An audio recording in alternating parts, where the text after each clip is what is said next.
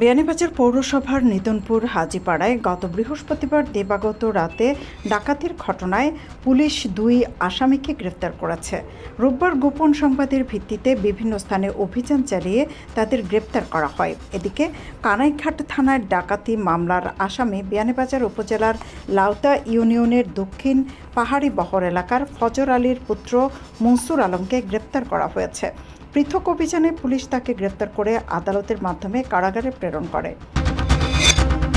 বিয়ানীবাজার থানা পুলিশের অভিযানে ধর্ষণ মামলার অন্যতম আসামি ও ধর্ষকের সহযোগীকে গ্রেফতার করা হয়েছে।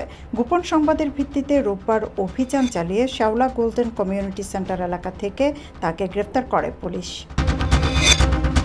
সিলেটে শব্দ দূষণ নিয়ন্ত্রণে সমন্বিত ও অংশীদারত্বমূলক প্রকল্পের আয়োজনে শব্দ দূষণের নিয়ন্ত্রণে শিক্ষার্থীদের করণীয় শীর্ষক কর্মশালা অনুষ্ঠিত হয়েছে। সোমবার বেলা 11টায় পরিবেশ অধিদপ্তরের আয়োজনে কর্মশালায় প্রধান অতিথি ছিলেন সিলেট বিভাগের বিভাগীয় কমিশনার আবু আহমদ সিদ্দিকী।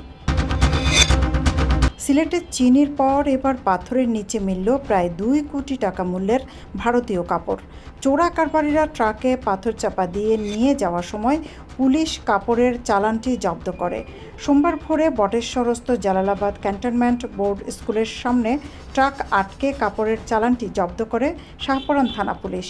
এ সময় ট্রাক চালক ও এক সহযোগীকে আটক করা হয়। অপর এক চোরা কারবারি পালিয়ে। যুবদলের নেতা শামীম মোল্লাকে হত্যা মামলায় গ্রেফতার সাবেক সংসদ সদস্য সুলতান মোহাম্মদ মনসুর আহমদকে 5 দিন রিমান্ড নিয়ে জিজ্ঞাসাবাদ করার অনুমতি দিয়েছেন আদালত। ঢাকার চিফ মেট্রোপলিটন ম্যাজিস্ট্রেট CMM আদালতের ম্যাজিস্ট্রেট রাগিব নূর সোমবার এই আদেশ দেন।